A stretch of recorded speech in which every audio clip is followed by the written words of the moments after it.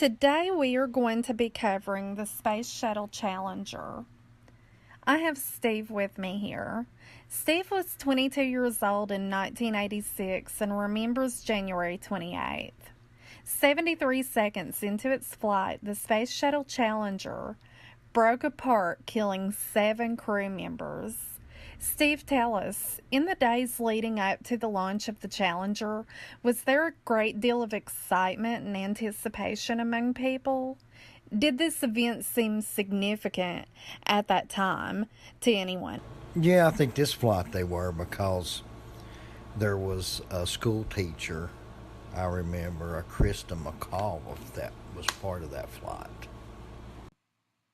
On the day of the launch, do you remember where you were at, what you were doing?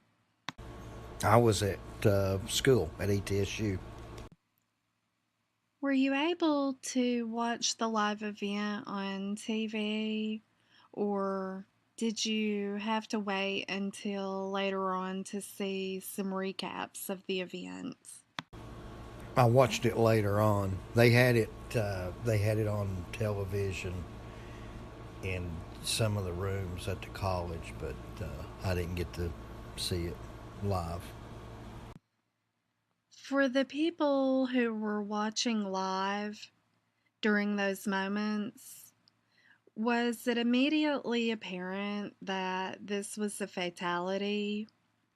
In the live CNN video that you and I just watched, it appeared as if suddenly everything was just gone from the sky, except for small debris. As the announcers were talking about looking into possible recovery efforts, did people watching know how catastrophic this really was? Yeah, I think everybody knew that's what was so sad. One thing I remember when I watched the news feed was you knew it exploded and you knew nobody could survive something like that. And in the stands, they had all the family of the crew members, and the school teacher's mother and father was in the crowd, and they kept panning to them and her mother. I noticed she was obviously distraught, but she kept just looking up to the sky, hoping. I'm sure she was hoping to see something.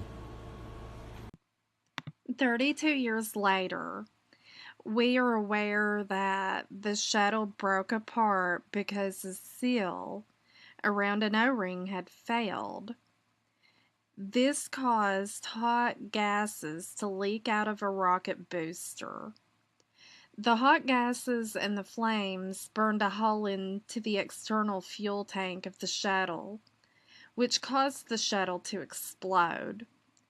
Was this immediately discovered, or was there an investigation which would later determine that? Yeah, I remember they didn't know why, but in the months that followed, they found, I forget the manufacturer of the booster and all that, but they had congressional hearings on and brought the manufacturer in, and I think they actually discovered that the manufacturer knew that it had got really cold that morning, and they knew that it was potentially that could happen. What do you recall about that? Did the manufacturers sweep this information under the rug, or did they make any attempts to warn anyone in time? If I remember correctly, I think the manufacturer had alerted NASA and told them of that potential failure mode.